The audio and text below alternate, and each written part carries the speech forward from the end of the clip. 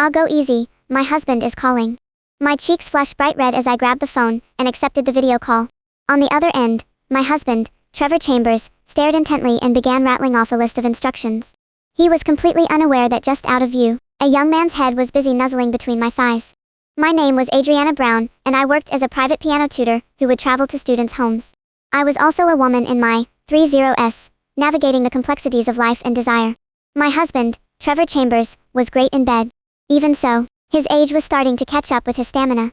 He could no longer satisfy me the way he used to, and there was a quiet emptiness and longing that lingered in me. At first, the need only crept up on me at night. However, I gradually craved being intimate even during the day. To cope with the constant, restless discomfort, I bought panties with a Proline gusset.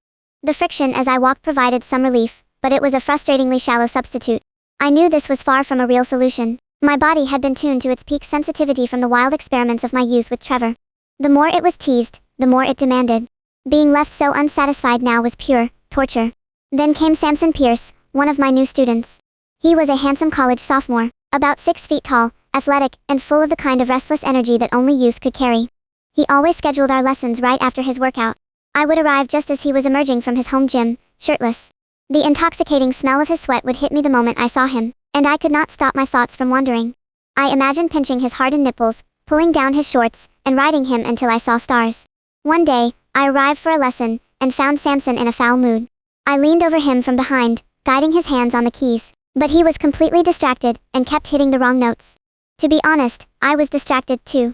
Samson was shirtless, his bronze skin slick with sweat, and the heat rolling off his body was intoxicating. The scent of his sweat, mixed with that raw testosterone, went straight to my head. As I bent over him, I had a perfect view of his pectoral muscles, still swollen and pumped with blood from his workout. I want to lick them so badly. Just as the thought popped into my head, a loud bang snapped me out of it. Samson suddenly slammed his hands down on the keys with a jarring chord and stood up abruptly. Not only did I jump in surprise, but his solid back muscles also slammed right into my chest. It did not hurt, though. Instead, a thrilling, electric tingle shot through me. My mind was racing with desire, but I still managed to sound concerned. What's wrong? Are you feeling unwell? Nothing, I just got dumped, and I'm not in the right headspace, he said, his tone surprisingly polite despite his anger. He added, Ms. Brown, why don't you take a break? I'm going to go back to the gym, and hit the heavy bag for a bit to cool off. We can continue the lesson when I've calmed down. I'll pay you double for the extra time. Of course, I agreed. After he went back into the gym, I sat down in the seat he had been sitting in. Just thinking about our brief, accidental physical contact made my body heat up again. I wondered what his ex-girlfriend was thinking, letting go of such a handsome man like him.